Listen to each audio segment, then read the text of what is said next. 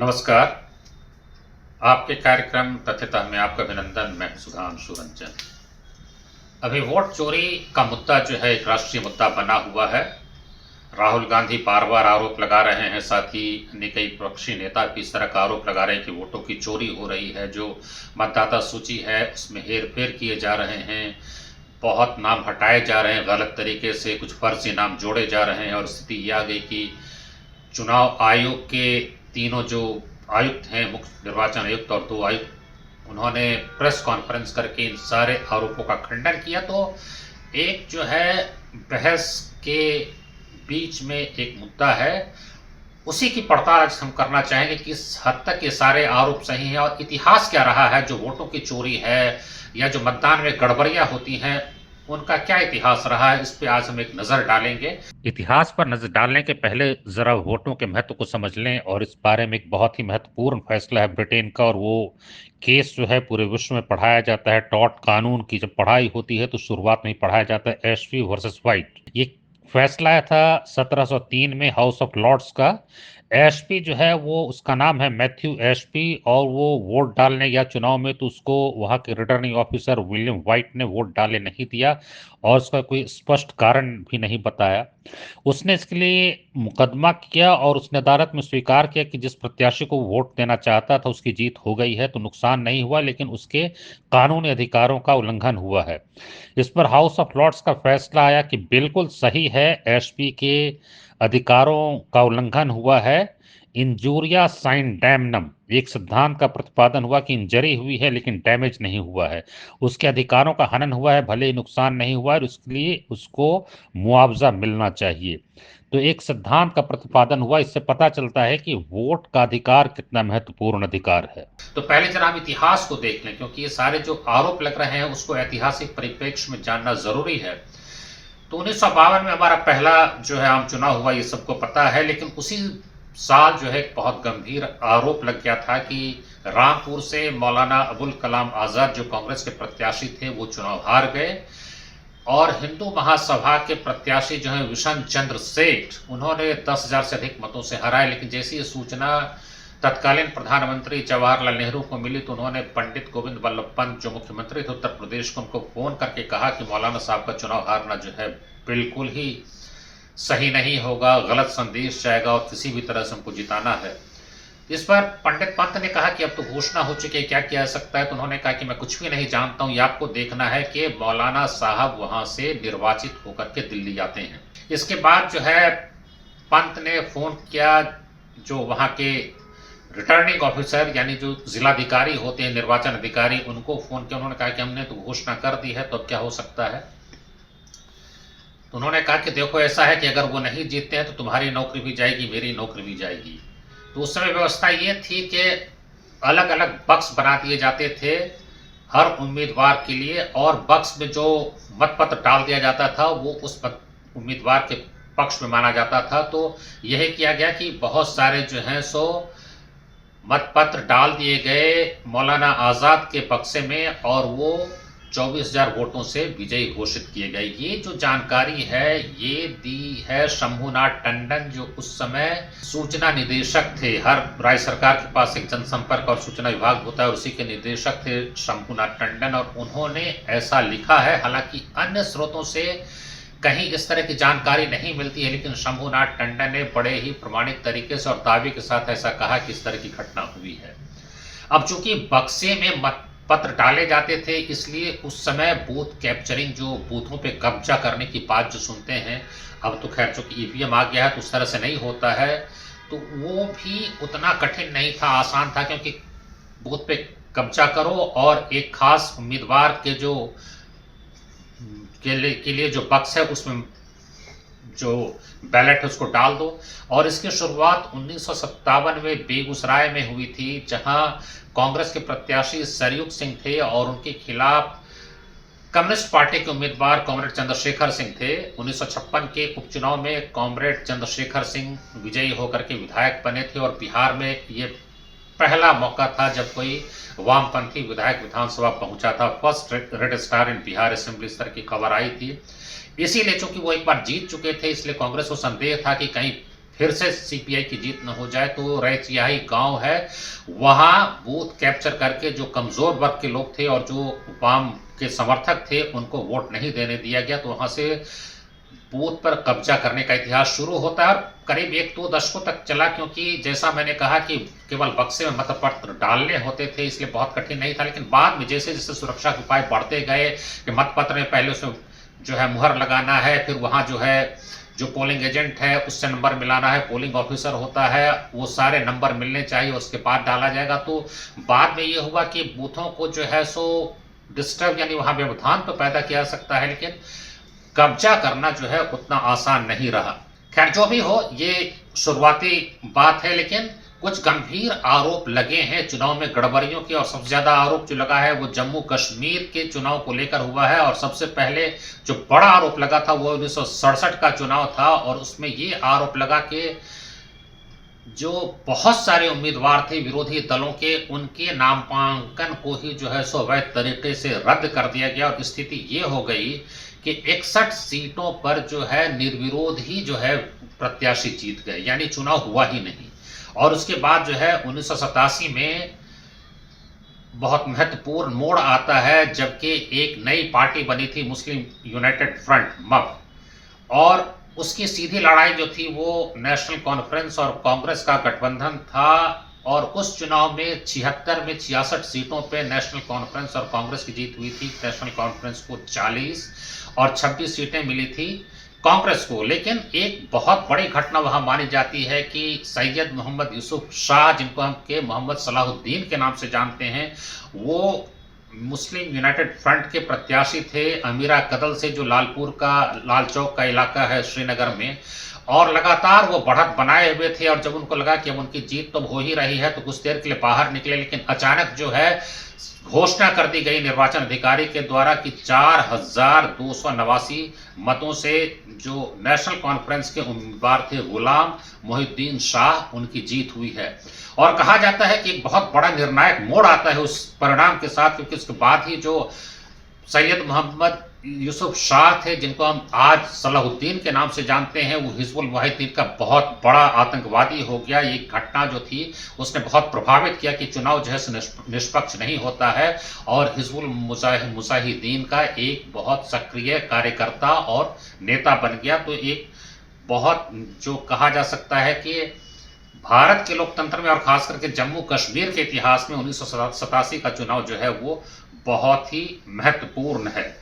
अभी वोट चोरी का जो मुद्दा है, ये आरोप बार बार लगाया जा रहा है। विपक्ष की ओर से राहुल गांधी ने तो प्रेस कॉन्फ्रेंस करके कहा कि जो बेंगलुरु सेंट्रल है लोकसभा क्षेत्र और उसका जो खास विधानसभा क्षेत्र है महादेवपुरा, केवल उस एक विधानसभा क्षेत्र में 1,250 वोटों की चोरी है, वनी फर्जी तरीके से जोड़े गए। और उसमें जो बताया गया है कि उसमें डुप्लीकेट वोट कितने हैं, फर्जी पते कितने हैं, एक ही पते पे हजारों जो है सो मतदाता हैं, और जो है गलत फोटो का इस्तेमाल किया गया है, जो फॉर्म 6 है उसका दुरुपयोग किया जिसमें नए नाम जोड़े जाते हैं। तो इस तरह से बहुत सारे आरोप लगाए। और उसके बाद उन्होंने ये भी कहा कि महाराष्ट्र में जो लोकसभा चुनाव के परिणाम आए और जिसमें विपक्ष को अच्छी सफलता मिली, उसके बाद विधानसभा चुनाव आने तक अचानक वोटर की संख्या बहुत बढ़ गई और केवल मुख्यमंत्री फडणवीस के क्षेत्र में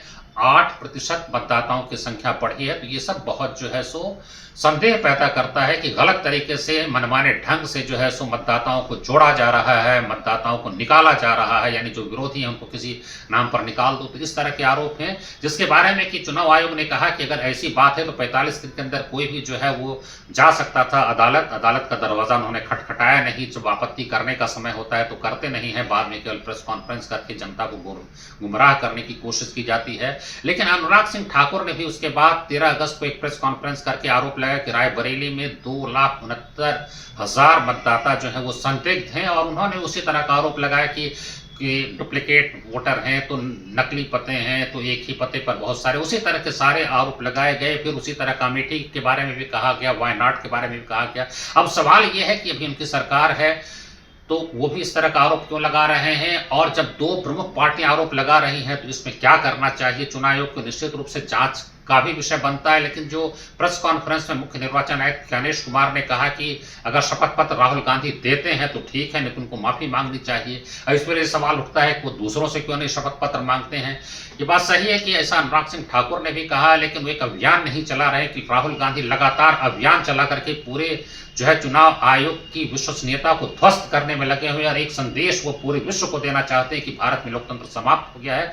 इस तरह का अभियान जो है बिल्कुल गलत है, क्योंकि हारने वाला कभी नहीं मानता है कि हार गया है। एक दो क्षेत्र में, 3 क्षेत्र में तो यह संभव है कि निर्वाचन अधिकारी अगर जहां कम मतों का फासला है वहां कुछ घपलेबाजी करके वो जिता दे। इस तरह के कई आरोप लगे, जैसे मैंने कहा मौलाना आजाद के बारे में, हालांकि वो एक ही सूत्र से आया है, वो निदेशक सूचना जो थे शंभुनाथ टंडन। जैसे 1999 में कहा जाता है नीतीश कुमार के बारे में, वहां से विजय कृष्ण उनके खिलाफ खड़े थे और ये बताया जाता है कि नीतीश कुमार हार चुके थे, लेकिन उनको जो है सो रिटर्निंग ऑफिसर पे दबाव डाल करके उनको जिताया गया। बहुत कम जो है वोट का मार्जिन था। तो ये 1-2 क्षेत्र में, 3 क्षेत्र में, 4 क्षेत्र में हो सकता है, लेकिन पूरे देश में जो है घपलेबाजी करके कोई चुनाव जीत जाए संभव नहीं है। और ईवीएम पर जो बार बार प्रहार होता है, तो पहली बार 2004 में पूरे देश में ईवीएम के जरिए चुनाव हुआ और उस चुनाव का परिणाम क्या आया। भारतीय जनता पार्टी के नेतृत्व में जो राष्ट्रीय जनतांत्रिक गठबंधन की सरकार थी वो सत्ता से बाहर हो गई और कांग्रेस नेतृत्व में प्रगतिशील जनतांत्रिक गठबंधन यूनाइटेड प्रोग्रेसिव अलायंस की सरकार बन गई। तो ये कहना कि हमेशा सरकार गड़बड़ी करती है, ये तो अजीब सी बात है। अपनी हार का कारण ढूंढने के बजाय ईवीएम पर ठीकरा फोड़ना, मतदाता सूची पर सवाल उठाना, ये तमाम तरह की बातें की जा रही हैं। और जो शपथ पत्र मांगा जाता है तो इसमें गलत इसलिए नहीं है क्योंकि राहुल गांधी गलत आरोप लगाते रहे हैं। 2019 लोकसभा चुनाव के पहले उनका एक ही नारा था, चौकीदार चोर है, और बराबर वो रफाल का उदाहरण देते कि रफाल में बहुत बड़े स्तर पे जो है घूसखोरी हुई है, चौकीदार चोर है। जब उच्चतम न्यायालय में इस बारे में याचिका दायर की गई कि इसकी जांच होनी चाहिए, तो उच्चतम न्यायालय ने कहा कि ठीक है, वो इस पर विचार करेगा। जैसे ही अदालत ने कहा कि वो इस पर विचार करेगा, वैसे राहुल गांधी ने वक्तव्य दे दिया कि सुप्रीम कोर्ट ने भी माना कि चौकीदार चोर है। अरे ये बड़ी अजीब बात है कि अगर सुप्रीम कोर्ट कहता है कि विचार करेंगे, तुरंत आपने निष्कर्ष निकाल दिया और बयान देने लगे कि सुप्रीम कोर्ट ने कहा है कि चौकीदार चोर, इस पर अवमानना का मामला दायर हुआ और फिर राहुल गांधी ने वहां पर जाकर के माफी मांग ली। तो जो व्यक्ति माफी मांग लेता है अदालत में जाकर के, उसके किस वक्तव्य पर भरोसा किया जाए। वो बड़े नेता हैं, विपक्ष के नेता हैं, एक बड़ी जिम्मेदारी है, लेकिन अगर लगातार अभियान चला करके चुनाव आयोग की विश्वसनीयता को ध्वस्त करने में लगे हुए हैं तो इससे देश का भला नहीं होगा। अगर ऐसा ही होता तो 2024 के लोकसभा चुनाव में भारतीय जनता पार्टी को स्पष्ट बहुमत मिल जाना चाहिए था, वो तो नहीं मिला। बहुत ऐसे चुनाव हुए, दिल्ली में आम आदमी पार्टी को 70 में 67 सीटें मिल गई, उस समय आखिर क्यों सरकार कुछ नहीं कर पाई। तो ऐसे बहुत सारे उदाहरण है, बहुत सारी घटनाएं हैं जहां पर के भारतीय जनता पार्टी को भी हार मिली है। लेकिन अगर हर जीत जो होती है पार्टी की, बीजेपी की, वहां पर घपलेबाजी होती है, तो वो शायद कभी वो इस कारण को नहीं जान पाएगा विपक्ष की उसकी हार हो रही है तो क्यों हो रही है। एक बात सही है कि चुनाव आयोग को भी जो है अपना रुख थोड़ा लचीला रखना चाहिए। कुछ ऐसे निर्णय हुए चुनाव आयोग के जो अगर नहीं होते तो अच्छा होता है। जैसे सीसीटीवी फुटेज है, उसको 1 साल तक सुरक्षित रखना था, लेकिन उसको घटा करके चुनाव आयोग ने 45 दिन कर दिया और उसका आधार ये दिया गया कि चूंकि 45 दिन ही चुनाव याचिका दायर करने का समय होता है अदालत में अगर किसी को चुनौती देनी है, तो इसीलिए 45 दिन किया गया। ये एक तकनीकी बात हो सकती है, लेकिन उसके पहले तो 1 साल तक जो है रखा जाता था। अगर चुनाव आयोग ऐसा नहीं करता तो अच्छा होता। उसके विपक्षी दल जब मिलने गया, 300 सांसदों का जत्था गया था मिलने के लिए, तो चुनाव आयोग ने यह कहकर के मना कर दिया कि हम उतने सांसदों से एक साथ नहीं मिल सकते, उनको बैठाने की व्यवस्था नहीं है। हमने 30 लोगों के मिलने के लिए कहा था। यहां पर विपक्ष और चुनाव आयोग दोनों ही जो है सो भिड़ंत के मूड में नजर आते हैं। अगर मान लिया 30 को कहा क्या चुनाव आयोग की तरफ से कि 30 सांसद मिल सकते थे, तो विपक्ष के 30 सांसद अंदर जाके बात कर सकते थे, लेकिन वो 300 मिलना चाहते थे। और चुनाव आयुक्त भी बाहर आकर के 300 से मिल सकते थे, उन्होंने भी नहीं किया। तो दोनों जो है सो बिल्कुल भिड़ंत के मूड में है। इससे लोकतंत्र का जो है सो बहुत अहित हो रहा है, न तो विपक्ष भला कर रहा है। और चुनाव आयोग चूंकि एक संवैधानिक संस्था है, इसलिए उसको भी अपनी मर्यादा को समझना पड़ेगा कि वो किसी पार्टी के साथ खड़ा दिखे, यह ऐसा नहीं होना चाहिए। ईमानदारी तो अपने आप में ठीक है, लेकिन ईमानदार दिखना भी जरूरी है। 1952 से लेकर अब तक के जो चुनाव हुए हैं उन पर नजर डालें तो बड़े बड़े दिग्गज चुनाव हारे हैं। और हार का कारण ये नहीं कि कोई गड़बड़ी हुई है। आप देखें 1952 में B R Ambedkar Mumbai north central से वो चुनाव हार गई। कांग्रेस के प्रत्याशी नारायण सदोबा गजरोलकर ने उनको हरा दिया और उसके बाद 1954 में भंडारा से चुनाव हारे। सबसे बड़ा उदाहरण 1977 में इंदिरा गांधी का रायबरेली से चुनाव हारना है। प्रधानमंत्री थी वो, प्रधानमंत्री के रूप में चुनाव हार गई। और उसी साल अमेठी में संजय गांधी चुनाव हार गए। 1984 में तो बड़े बड़े दिग्गज विपक्ष के जो हैं वो धराशायी हो गए। अटल बिहारी वाजपेयी ग्वालियर से, हेमवती नंदन बहुगुणा इलाहाबाद से अमिताभ बच्चन के हाथों हार गए। चंद्रशेखर एक मामूली प्रत्याशी से बलिया में हार गए। तो ऐसे बहुत सारे उदाहरण हैं। 1999 में मनमोहन सिंह चुनाव हारे विजय कुमार मल्होत्रा के हाथों। नई दिल्ली से राहुल गांधी स्वयं 2019 में चुनाव हार गए। 2024 में पिछले साल उमर अब्दुल्ला, महबूबा मुफ्ती, मेनका गांधी ये सब चुनाव हार गई। लालू यादव 1999 में और फिर 2009 में चुनाव हारे, और हारे भी किनसे? शरद यादव और रंजन यादव। जो रंजन यादव उनके बनाए हुए, और शरद यादव को भी उन्होंने मधेपुरा बुलाया था जब वो हार गए थे उत्तर प्रदेश में चुनाव। उसके बाद मधेपुरा से आके उन्होंने उनको जितवाया और फिर उन्हीं के हाथों 1999 में वो चुनाव हार गए। शिबू सोरेन झारखंड के मुख्यमंत्री थे। त्रिभुवन नारायण सिंह उत्तर प्रदेश के मुख्यमंत्री थे, और चूंकि वो विधायक नहीं थे इसलिए चुनाव लड़े। 6 महीने के अंदर शर्त होती है जीतने की, और दोनों मुख्यमंत्री के रूप में चुनाव लड़े और चुनाव हार गए। तो ऐसे बहुत सारे उदाहरण हैं जहां बड़े बड़े दिग्गज चुनाव हार गए हैं, लेकिन उसका कारण ये नहीं कि कोई वोट में गड़बड़ी हुई, क्योंकि वो खुद मुख्यमंत्री थे। गड़बड़ी कौन करेगा?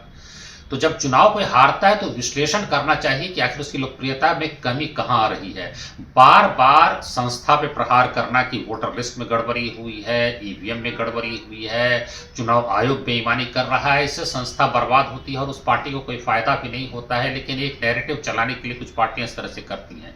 अब जहां तक ये है कि वोटर लिस्ट में फर्जी नाम आ गए हैं, उनको हटाना है या फर्जी नाम जोड़े जा रहे हैं, तो एक उदाहरण आपको देना चाहूंगा कि ममता बनर्जी जब उत्तर बंगाल में मुख्यमंत्री नहीं थी, वहां वामपंथी दलों की सरकार थी, तो 5 अगस्त 2005 को उन्होंने संसद में ये मुद्दा उठाया था कि बड़ी संख्या में जो बांग्लादेशी घुसपैठिए हैं उनका नाम वोटर लिस्ट में शामिल किया गया मतदाता सूची में। चूंकि उस समय जो वो थे उनका मत जो है जा रहा था वामपंथी पार्टियों को, इसलिए ममता बनर्जी इसका विरोध कर रही थी और इतना नाराज थी कि उन्होंने अपना इस्तीफा डिप्टी स्पीकर की तरफ फेंका था। लेकिन चूंकि प्रक्रियात्मक रूप से वो सही नहीं था इसलिए उनका इस्तीफा स्वीकार नहीं हुआ। लेकिन ये रिकॉर्ड पे है, 5 अगस्त 2005 में दोहरा रहा हूं, उन्होंने कहा था कि बड़ी संख्या में बांग्लादेश के घुसपैठी यहां आ गए हैं और मतदाता सूची में उनके नाम जो है आ गए हैं। लेकिन जब खुद 2011 मुख्यमंत्री बन गए तो कहते हैं कि किसी भी शर्त पे किसी का नाम नहीं हटाया जाएगा। अगर ऐसा होगा तो उसके भारी दुष्परिणाम होंगे,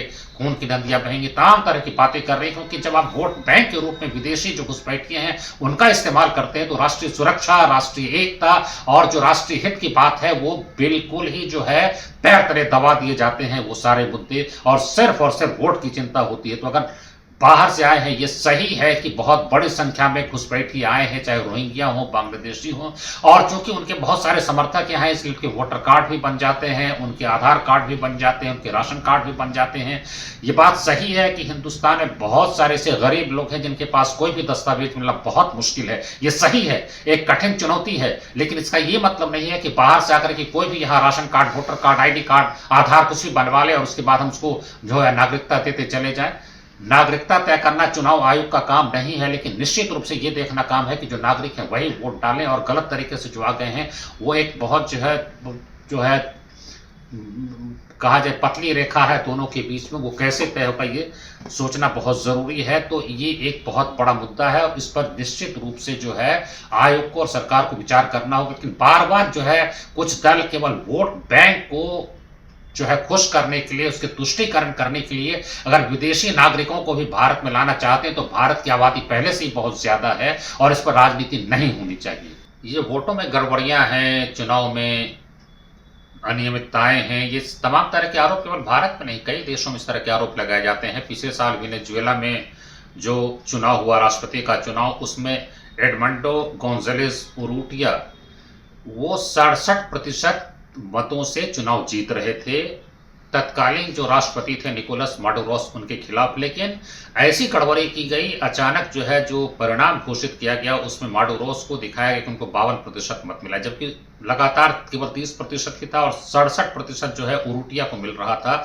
उनको जो है विजयी घोषित कर दिया माडुरोस को। वहाँ बहुत तरह की धांधलियों के आरोप जो है सो लगाए गए कि मतदाताओं को डराया धमकाया गया, जो है वही जो आरोप यहाँ लगते हैं उस तरह के आरोप वहाँ भी लगे थे। और जो विपक्षी पर्यवेक्षक थे, जो ऑब्जर्वर थे, उन्होंने 83.5% वोटिंग टैली शीट जो है उसको इकट्ठा किया और उसके हिसाब से परिणाम बिल्कुल विपरीत थे। भयंकर प्रदर्शन हुआ, वहां पर 24 लोग मारे गए, 2000 लोगों को जेल में बंद कर दिया गया। यूरोपियन पार्लियामेंट और कार्टर सेंटर ने भी माना कि ये चुनाव जो है बिल्कुल फर्जी है।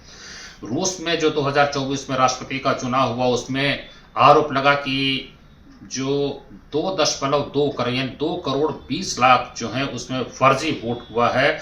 और यूक्रेन के जो अधिकृत क्षेत्र थे, जो ऑक्युपाइड एरिया बाय रशिया था यूक्रेन का, वहां के मतदाताओं का पंजीकरण किया गया और इस तरह से वहां चुनाव में गड़बड़ी की गई। ब्राजील में 2022 का जो चुनाव हुआ, आम चुनाव, उसमें गड़बड़ी का आरोप लगा कि ईवीएम के माध्यम से जो है सो धांधली की गई है। और पूर्व राष्ट्रपति वहां के जो थे बोल्सोनारो, उन्होंने कहा गया कि जो सारा जो फर्जी फ्रॉड हुआ है वो ईवीएम के कारण हुआ है, कि ईवीएम वहां 1996 से ही था, लेकिन बाद में जो कांग्रेसनल इंक्वायरी हुई उसमें पता चला कि आरोप गलत हैं और संस्था को ध्वस्त करने के लिए, बदनाम करने के लिए इस तरह से किया जाता है। तो कहीं आरोप सही होते हैं, कहीं गलत होते हैं, लेकिन जो भारत में हो रहा है, मैं यही कह सकता हूं कि यहाँ लोकतंत्र की जड़ बहुत मजबूत है। बार बार ये कहना कि फर्जी मतों से ही कोई चुनाव जीत रहा है, वो फिर मैं दोहराऊंगा कि 2-4 क्षेत्रों में तो हो सकता है, लेकिन 542 क्षेत्र में हो जाए संभव नहीं है। और अगर ऐसा होता तो 2014 जब कांग्रेस खुद सत्ता में थी और आम चुनाव हुआ, सारी संस्थाएं उसी के तहत काम कर रही थी, लेकिन कांग्रेस उस चुनाव में अपने न्यूनतम संख्या 44 पे पहुंच गई थी। उस समय भारतीय जनता पार्टी सरकार में नहीं थी। मेरा मकसद किसी पार्टी का समर्थन नहीं है, ना तो भारतीय जनता पार्टी का, न किसी और पार्टी का, लेकिन मैं इतना अवश्य कहना चाहूंगा कि भारत में लोकतंत्र है और जो है सरकारी पार्टी जो है यानी जो शासकीय दल हैं वो भी चुनाव हारे हैं, बहुत बुरी तरह से चुनाव हारे हैं। इसलिए ये कहना कि केवल फर्जी हो रहा है, फला हो रहा है, ये कहना बिल्कुल ही गलत है। हाँ, चुनाव आयोग को निश्चित रूप से एक जो है समझौते का रुख रखना चाहिए। तो इस तरह की बहुत सारी चीजें हैं जिसमें चुनाव आयोग को थोड़ा एहतियात बरतना चाहिए, इस मायने में कि ईमानदार होना ही काफी नहीं होता है, दिखना भी चाहिए। अगर आप ईमानदार हैं तो उसको दिखाइए भी। विपक्ष का भी भरोसा जीतने का काम करना चाहिए। बहुत धन्यवाद। अगर आपको हमको ये कार्यक्रम अच्छा लगा हो तो आप उसको कृपया जो है सब्सक्राइब और शेयर करिए। नमस्कार।